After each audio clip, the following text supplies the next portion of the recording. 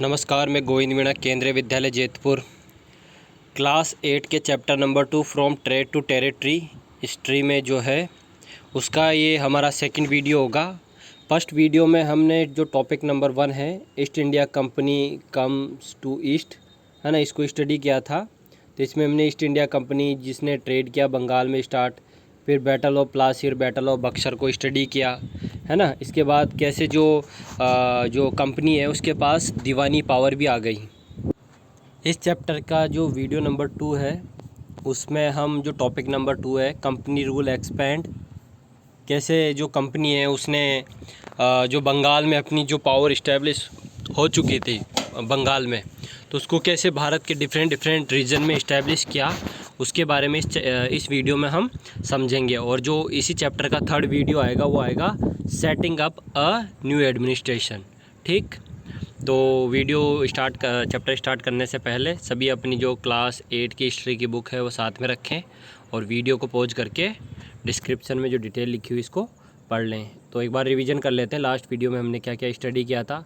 सबसे पहले हमने जाना था कि जब औरंगज़ेब की मृत्यु होती है, लास्ट मुग़ल एम्परर की, है ना, तो भारत में कई सारे सेंट्रल रीजनल कोई भी सेंट्रल पावर नहीं रहती है, मुग़ल कमज़ोर हो जाते हैं। तो भारत में जो रीजनल पावर है, चाहे हैदराबाद हो, मराठा हो, जाट, सिख, ये सभी अपने आप को एक रूलर के रूप में इस्टेब्लिश करते हैं। ठीक, इसके बाद हमने जाना कि इसी समय में 16 जो सेंचुरी होती है, जो ईस्ट इंडिया कंपनी है वो ब्रिटेन की जो क्वीन एलिज़ाबेथ है उससे सोल राइट लेके ईस्ट की तरफ ट्रेड करने के लिए आती है। सिर्फ कंपनी ऐसी नहीं होती जो सर आती है, इसके अलावा दूसरे राइवल्स भी आते हैं, जैसे पुर्तगीज आते हैं, फ्रेंच आता है, स्वीडिश आता है, डच आते हैं, ये लोग भी ईस्ट की तरफ ट्रेड करने के लिए आते हैं। इसके बाद देखो ईस्ट इंडिया कंपनी जो है ना बंगाल में ट्रेड करना स्टार्ट करती है तब जब औरंगज़ेब इनको क्या देता है, फरमान। तो इस फरमान में इनको जो राइट दे दिया जाता है कि जो ट्रेड करेंगे ना ड्यूटी फ्री होगा, यानी कि इनके ऊपर कोई टैक्स नहीं लगेगा इनके ट्रेड के ऊपर। लेकिन जब लास्ट मुग़ल एम्परर औरंगज़ेब की मृत्यु हो जाती है तो बाद की जो मुग़ल एम्परर है ना उतने पावरफुल नहीं होती है, तो जो बंगाल है ना, बंगाल अपने आप को इंडिपेंडेंट स्टेट के रूप में या फिर रीजनल किंगडम के रूप में इस्टेब्लिश कर लेता है। तो जो मुर्शिद कुली खां होते हैं वो बंगाल की स्थापना करते हैं, है ना। लेकिन मुर्शिद कुली खां की मृत्यु होने के बाद जो अलीवर्दी खां जो होते हैं वो बंगाल को इस्टेब्लिश करते हैं और उनकी मृत्यु होने के बाद सिराजुद्दौला क्या बनता है, नवाब। लेकिन जो बैटल ऑफ प्लासी होता है उसमें सिराजुद्दौला की हार हो जाती है और उसके बाद मीर जफ़र को नवाब बनाया जाता है, जो कि एक पपेट होता है। मीर जफ़र के बाद मीर कासिम का नवाब बनाया जाता है ब्रिटिशर के द्वारा, लेकिन वो भी जो ब्रिटिशर है उनसे एग्री नहीं करता। तो जो कंपनी है ना और जो मीर कासिम है उसके बीच में एक बैटल होता है, बैटल ऑफ बक्सर। तो बैटल ऑफ बक्सर के बाद जो कंपनी है उसके पास पूरा बंगाल, बिहार और जो उड़ीसा के रीजन है ना उसमें फुल पावर आ जाती है। इसके आगे का जो चैप्टर है हम पढ़ेंगे। तो देखो जो कंपनी का जो रूल था, यानी देखो जो कंपनी एक ट्रेडर के रूप में आई थी और उसने बंगाल में अपनी पावर को इस्टेब्लिश कर लिया था, लेकिन उनकी पावर सिर्फ बंगाल तक नहीं रुकी। बंगाल के अलावा जो भारत के डिफरेंट जो रीजन थे ना वहाँ पे भी उसने अपने जो टेरिटरी है ना उसको एक्सपेंड किया। जैसा कि आप देखिए 1857 तक, जो 1857 है ना तब तक इतने सारे रीजन में जो है ना वो ब्रिटिश रूल के अंडर आ चुके थे। ये जितने भी ये सारे जो रीजन है ना, येलो कलर के जो रीजन है ना ये एरिया अंडर ब्रिटिश रूल थे। एरो कलर के जितने भी रीजन थे ना, जैसे कलकत्ता, बनारस, दिल्ली हुआ, है ना, झांसी हुआ, मराठा रीजन हुआ, मैसूर हुआ, हैदराबाद हुआ, तो ज़्यादातर रीजन 1857 तक किसके अंडर आ गए थे, ब्रिटिश रूल के अंडर। लेकिन ये कैसे अंडर आए इसकी कहानी इसी में जानेंगे।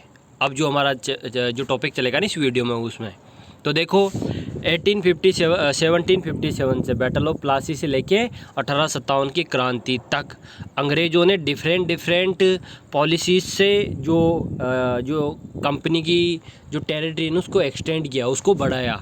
जैसे कि उन्होंने पॉलिटिकल तरीके से इसका यूज़ किया, इकोनॉमिक तरीके से डिप्लोमेटिक होता है कूटनीतिज्ञ, सोच समझ के कोई चाल चल के किसी किंगडम को एनेक्स कर लेना, उसको मिला लेना, डिप्लोमेटिक पॉलिसी होती है। ठीक, तो देखो इन्होंने 3 तरीके से जो कंपनी है ना उसने अपने रूल को एक्सपेंड किया। सबसे पहले तो डायरेक्ट वॉर, है ना, सीधा युद्ध लड़ा और उस क्षेत्र को अपने रूल में मिला लिया। जैसे कि आप देखिए, बंगाल, मैसूर और जो अवध था इसको उन्होंने डायरेक्ट एनेक्स कर लिया। इनसे युद्ध लड़े, बंगाल से, अवध से लड़ा, और जो मैसूर था उससे युद्ध लड़ा और उनको जीत के अपनी टेरिटरी में मिला लिया।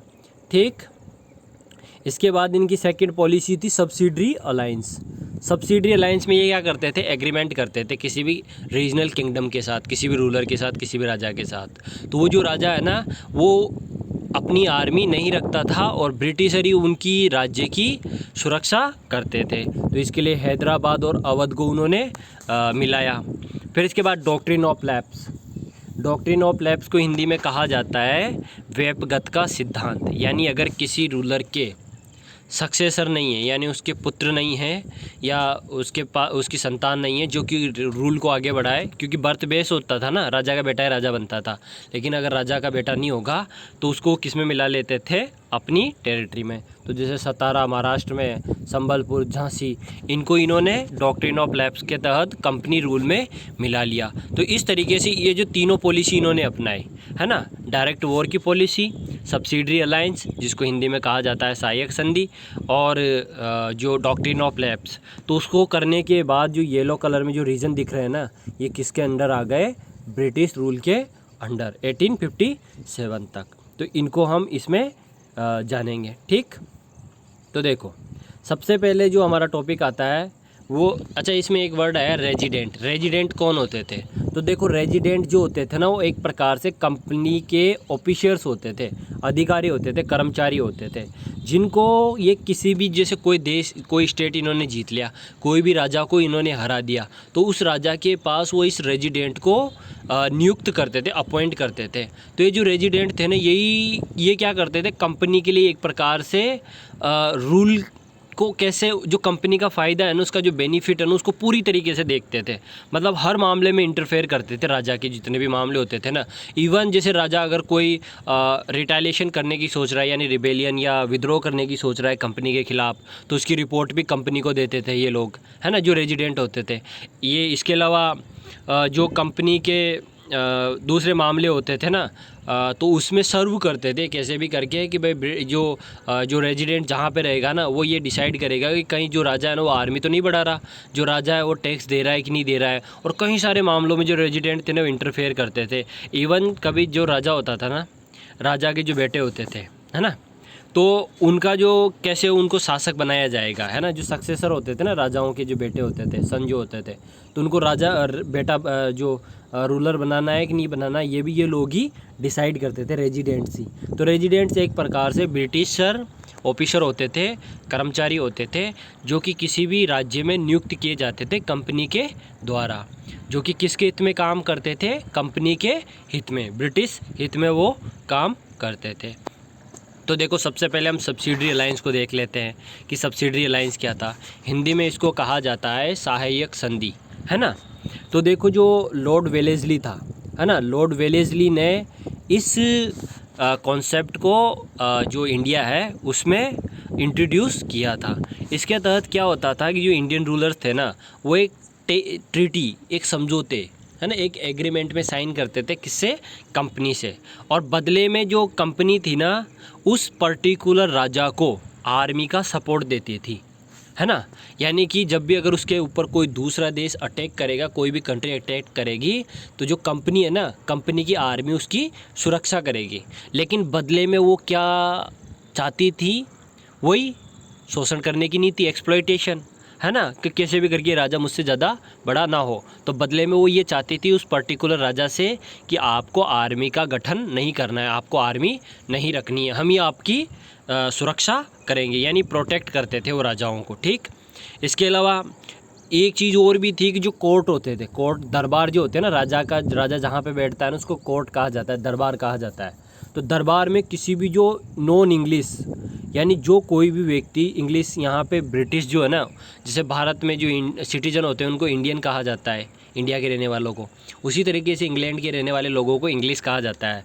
तो इंग्लिश, नॉन इंग्लिश फॉरेनर एक भी नहीं आएगा, यानी जो अंग्रेज़ नहीं है उसके अलावा उनके दरबार में कोई भी व्यक्ति नहीं रहेगा, और रेजिडेंट को वहाँ पे नियुक्त किया जाएगा।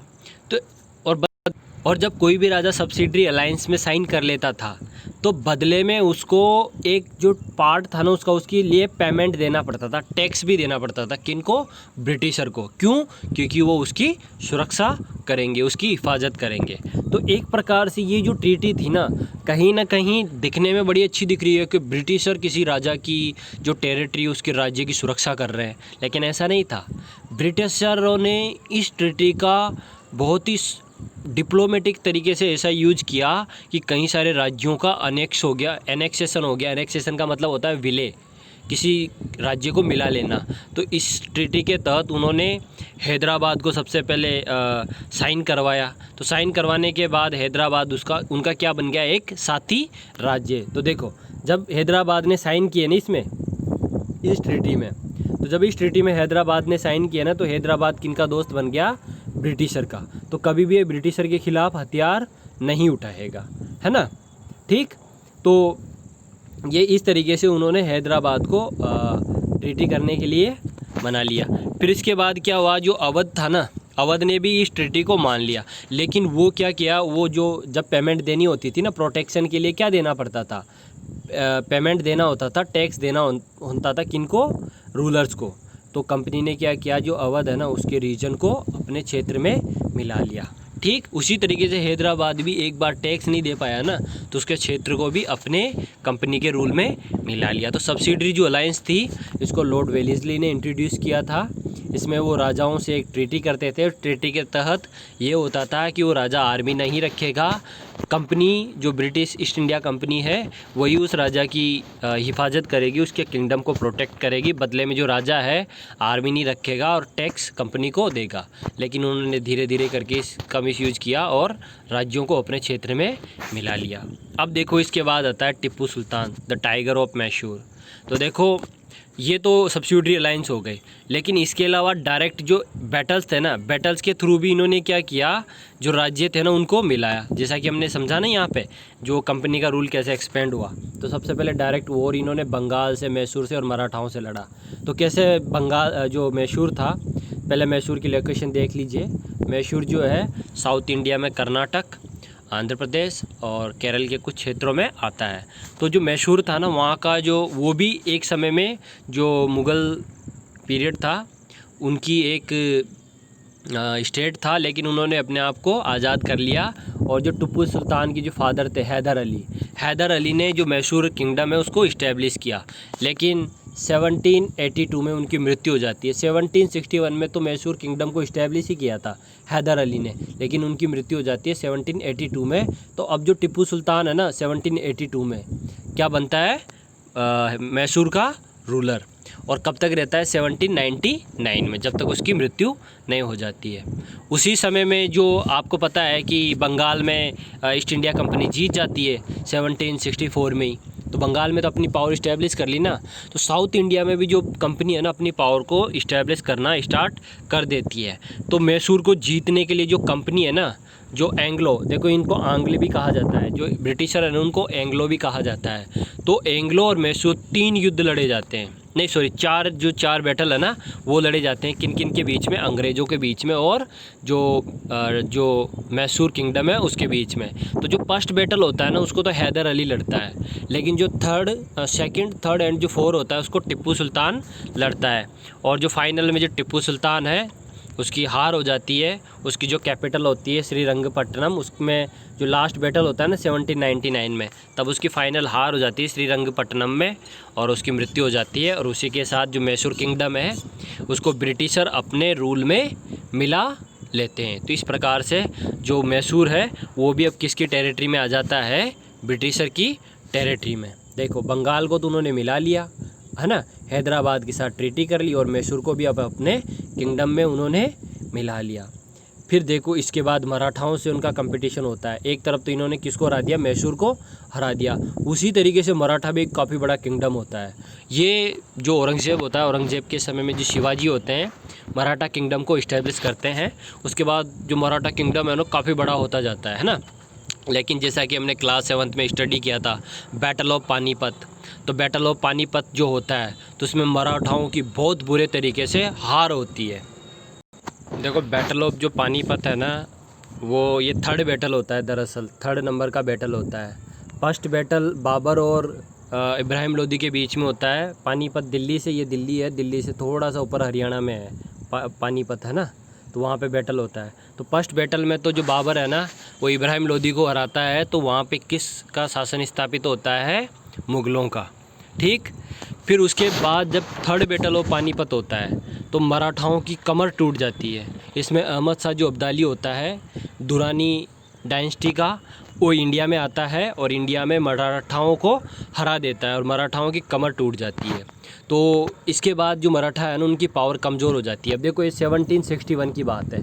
1764 में बक्सर का बैटल कंपनी ने बंगाल में जीता। इससे पहले वाले वीडियो में हमने देखा था ना, इससे पहले वाले टॉपिक में हमने समझा था कि पानीपत का बैटल होने के 3 साल बाद ही बंगाल में कौन जीत गए? ब्रिटिशर भी जीत गए। और 1761 में इधर पानीपत में मराठाओं की हार हो गई, तो मराठा भी कमज़ोर हो गए। तो इसका फ़ायदा ब्रिटिश जो कंपनी है उसने उठाया और उन्होंने जो ब्रिटिश मराठा थे उनके अगेंस्ट 3 युद्ध लड़े 1782 से लेके 1819 तक। हालांकि देखो युद्ध लगातार नहीं लड़े गए। शुरुआत में मराठा हारे जरूर थे पानीपत का थर्ड बैटल, लेकिन वो कमज़ोर नहीं थे। तो पहले बैटल में तो देखो किसी की भी जीत नहीं हुई, लेकिन जो सेकंड बैटल हुआ था ना 1803 से लेके 1805 में, उनको ब्रिटिशर में काफ़ी बेनिफिट हुआ। और जब 1817 से लेके 1819 में जो थर्ड बैटल लड़ा गया मराठाओं से, तो उसमें फ़ाइनल जो विक्ट्री है वो कंपनी की हो जाती है। और अब जो कंपनी है ना उसका रूल और भी एक्सपेंड हो जाता है 1819 तक। यानी अब बंगाल उनके पास है, मैसूर उनके पास है ना, और मराठा किंगडम भी उनके पास है। तो इस तरीके से कंपनी का जो रूल है ना वो एक्सपेंड होता ही जाता है ना, ठीक। तो जैसे ही कंपनी, अब देखो क्लेम टू पैरामाउंटेसी, पैरामाउंटेसी का मतलब होता है सर्वोच्चता, अपने आप को सुपरमेसी इस्टेब्लिश करना। पैरामाउंटेसी का मतलब क्या होता है? सुपरमेसी स्थापित करना, जो सुपेरियर है अपने आप को इस्टेब्लिश करना। तो जो ये जो पॉलिसी थी ना ये लॉर्ड हेस्टिंग्स के समय स्टार्ट हुई थी। जो लॉर्ड हेस्टिंग्स थे वो गवर्नर जनरल बने थे 1813 में। 1813 टू 1828 ये गवर्नर जनरल रहे थे और उन्होंने ये जो ये पॉलिसी थी इसको इस्टेब्लिश किया। तो एक प्रकार से ये एग्रेसिव पॉलिसी थी जिसमें टेरिटोरियल जो क्षेत्र है उसका एक्सपेंशन किया जा रहा था। यानी कि जो रीजनल पावर है उनको एक तरफ तो जीता जा रहा था। जैसे हमने देखा ना 1799 तक तो मैसूर को हरा दिया था। और इसी टाइम पे 1813 से लेकर 1823 में जब लॉर्ड हेस्टिंग्स था तो मराठाओं को भी इसी समय में हराया गया। इससे पहले हमने देखा ना, देखो यहाँ पे मराठाओं की फाइनल हार कब हुई?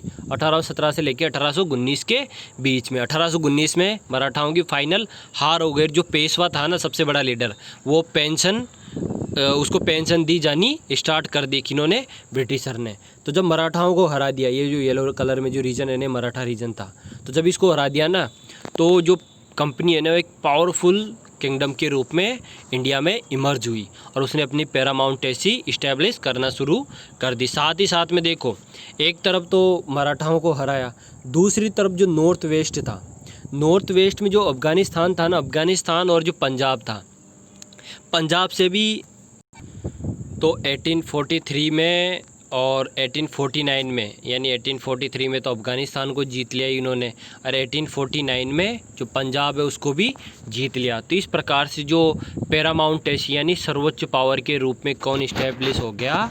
ईस्ट इंडिया कंपनी इंडिया के अंदर। देखो कितने बड़े रीजन में जो है ना अब कंपनी आ चुकी है। ये देखो ये पंजाब के क्षेत्र जीत लिए, है ना, इधर मराठा जीत लिया, ये इधर मैसूर जीत लिया, हैदराबाद को अनेक्स कर लिया, अवध को मिला लिया, बंगाल को मिला लिया, झांसी को मिला लिया। तो कई बड़ा जो रीजन था ना वो अब डायरेक्ट कंपनी के रूल में आ चुका था।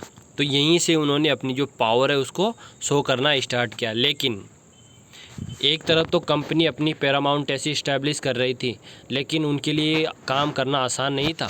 किसी भी स्टेट को इंडिया में एनेक्स करना उनके लिए इतना आसान नहीं था, क्योंकि कई सारे रीजन में कई सारे लोगों ने इसका विरोध किया।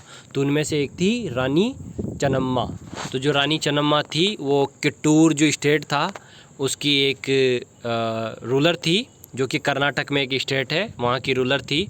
तो इन्होंने एक आर्म्स, इनके जो ब्रिटिशर थे उनके अगेंस्ट आर्म्स उठाए और anti British resistance movement start किया और कई समय तक उन्होंने अंग्रेज़ों के ख़िलाफ़ लड़ाई लड़ी। हालांकि बाद में उनको अरेस्टेड कर लिया गया 1824 में और उनकी मृत्यु हो गई जेल के अंदर ही 1829 में। 1824 में उनको अरेस्ट कर लिया गया, गिरफ्तार कर लिया गया और 1829 में उनकी मृत्यु हो गई। हालांकि उनकी मृत्यु के बाद जो रैयन्ना एक गरीब चौकीदार था सांगोली का, कित्तूर में ही, उसने भी इस रेजिस्टेंस को आगे बढ़ाया, सपोर्ट किया, लेकिन उनको भी फिर बाद में गिरफ्तार कर लिया गया ब्रिटिशर के द्वारा और उनको फांसी की सज़ा दे दी गई। देखो, ये चन्नम्मा रानी चन्नम्मा ऐसी नहीं थी जिसने ब्रिटिश हुकूमत के अगेंस्ट हथियार उठाया, आर्म्स उठाए।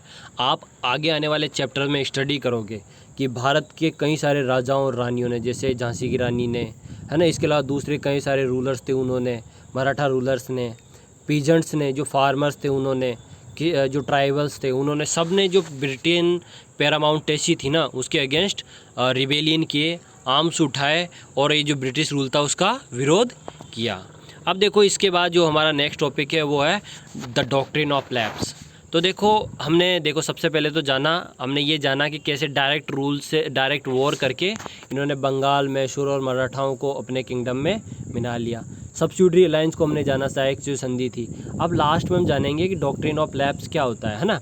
तो जो डॉक्ट्रिन ऑफ लैप्स है ना, इसमें ये कॉन्सेप्ट ये कहता है कि यदि किसी राजा के कोई पुत्र नहीं होगा, यानी उसका सक्सेसर नहीं होगा, सक्सेसर मतलब उसका प्रिंस नहीं होगा, तो उस कंडीशन में उस राजा को ब्रिटिश जो पैरामाउंटेसी है, जो ब्रिटिश हुकूमत है, जो ब्रिटिश रूल है, उसको एक्सेप्ट करना होगा और अपने राज्य को ब्रिटिश जो हुकूमत है उसके अंडर लेके आना होगा।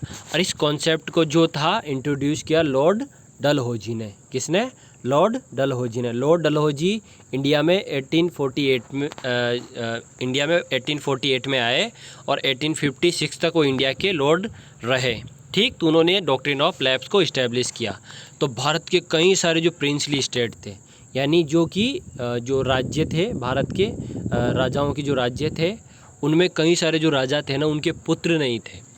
तो जब उनके पुत्र नहीं थे ना, तो उनको सीधा एनेक्सेशन कर लिया। एनेक्सेशन का मतलब होता है विलय करना, है ना, किसी भी राज्य को मिला लेना। तो जैसे सतारा को सबसे पहले मिलाया, जो कि महाराष्ट्र में था, फिर उसके बाद जयतपुर को मिलाया, है ना, फिर संबलपुर को मिलाया, है ना, फिर उसके बाद भगत को मिलाया, फिर उदयपुर को मिलाया, उदयपुर के बाद छत्तीसगढ़, झांसी को देखो, ये यहाँ पे झांसी, तो झांसी को मिलाया। इसके अलावा नागपुर, टोरे, अखरोट, और ये जो सब थे ना डॉक्ट्रिन्स रूल्स के, जो डॉक्ट्रिन ऑफ लैप्स है, वेपगत के सिद्धांत के अंतर्गत इन सभी राज्यों को ब्रिटिश पैरामाउंटेसी या ब्रिटिश रूल के अंदर मिला लिया गया। किसके द्वारा? लॉर्ड डलहौजी के द्वारा। तो जब प्रिंसली स्टेट्स को इस बेसिस पे अंडर किया गया, तो इससे जितने भी प्रिंसली स्टेट थे ना, इनमें गुस्सा था। और देखो, ये टाइम पीरियड है 1848 से लेके 1857, और आपको पता है ना 1857 में क्या होता है? 1857 की क्रांति, द रिबेलियन ऑफ 1857 या रिवोल्ट ऑफ 1857 होता है।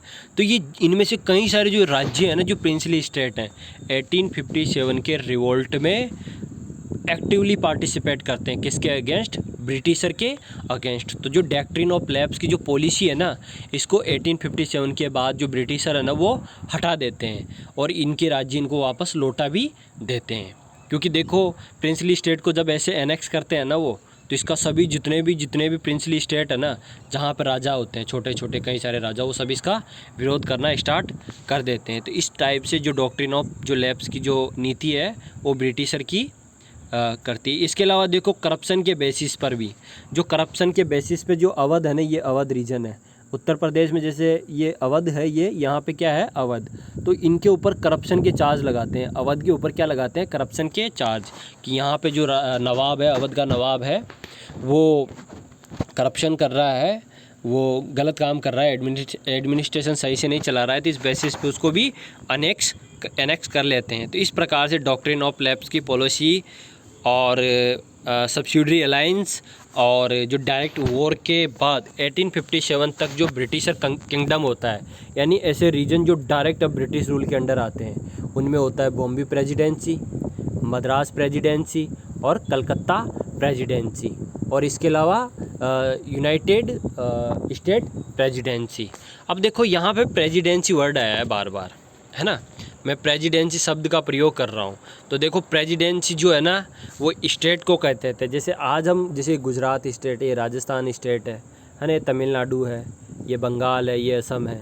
तो ये जैसे हम स्टेट कहते हैं ना, उसी प्रकार से जहाँ पे कंपनी ने अपने एडमिनिस्ट्रेशन को आसान करने के लिए उसको कई सारे राज्यों में बांट दिया था, तो उनको कहा जाता था प्रेसिडेंसी। लेकिन एडमिनिस्ट्रेशन जो है वो हम नेक्स्ट वीडियो में देखेंगे। इसके बाद जो हमारा नेक्स्ट वीडियो आएगा उसी में हम जो ब्रिटिशर है उनके एडमिनिस्ट्रेशन को स्टडी करेंगे। तो इस वीडियो में सिर्फ इतना ही। इसके बाद देखो हम क्रिमिनल कोर्ट, सिविल कोर्ट, है ना, इसके अलावा जो ब्रिटिशर के द्वारा जो रिफॉर्म्स किए गए थे, रेगुलेटिंग एक्ट को समझेंगे, कलेक्टर को समझेंगे, कलेक्टर कौन था, है ना। इसके अलावा देखो उस समय में जो कंपनी की आर्मी थी ना, उसके पास कौन कौन सी गन थी, उसके बारे में भी जानेंगे। ठीक, तो इस प्रकार से जो हमारा जो चैप्टर है वो लास्ट वीडियो में कंप्लीट होगा, थर्ड वीडियो में। तो अभी तक जो हमने स्टडी किया उसका एक फाइनल रिवीजन कर लेते हैं। तो सबसे पहले हमने जाना कि जब 17वीं सेंचुरी में औरंगजेब की मृत्यु हो जाती है तो रीजनल पावर इंडिया में इस्टेब्लिश हो जाती है। उसी समय में यूरोप से भी कई सारी जो पावर्स है इंडिया के अंदर आती है, जिसमें Portuguese, British, Dutch, Danish, French सब होते हैं, है ना। लेकिन जो कंपनी है उसको सक्सेस मिलती है बंगाल के अंदर। बंगाल के अंदर क्यों मिलती है? क्योंकि वो फरमान का मिसयूज करते हैं और जो बंगाल का नवाब है उनसे उनका बैटल हो जाता है, और बैटल ऑफ प्लासी में जो बंगाल का नवाब है सिराजुद्दौला, उसकी हार हो जाती है और ब्रिटिश अपने किंगडम को इस्टेब्लिश कर लेते हैं। लेकिन ज़्यादा समय के लिए जो ब्रिटिशर है ना वो स्ट्रॉन्ग नहीं रहते हैं। फिर सेकंड वॉर होता है बैटल ऑफ बक्सर, जो कि मीर कासिम और ब्रिटिशर के बीच में होता है। जब बैटल ऑफ बक्सर में ब्रिटिशर की जीत हो जाती है तो जो कंपनी है ना वो बंगाल की नवाब बन जाती है, यानी बंगाल के वो रूलर बन जाती है और उनको बंगाल, उड़ीसा और बिहार की दीवानी मिल जाती है। इसके बाद जो कंपनी है ना अपने रूल को एक्सपेंड कैसे करती है, 1757 से लेके 1870, तो 2-3 तरीके से।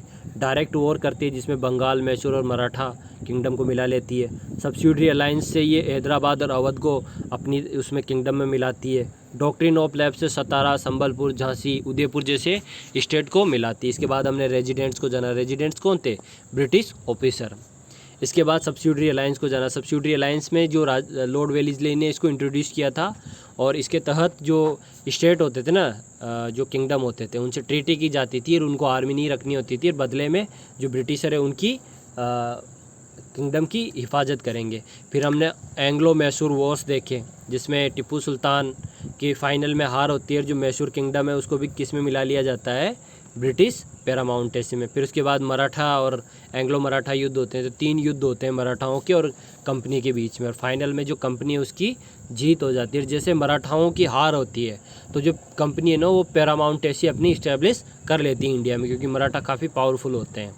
लेकिन ऐसा नहीं है कि कंपनी ये जो पैरामाउंटेसी अपनी इस्टेब्लिश करती है इंडिया में वो आसान से करती है, नहीं, इसका कई सारे रीजन में विरोध होता है। और उनमें से एक महिला होती है जो हथियार उठाती है ब्रिटिशर के अगेंस्ट, जिसका नाम है रानी चन्नम्मा। हालांकि वो ऐसी नहीं थी, उसके अलावा कई सारे किंग्स, पीजेंट्स, जो ट्राइबल्स थे ना, उन्होंने भी इस पैरामाउंटेसी का विरोध किया।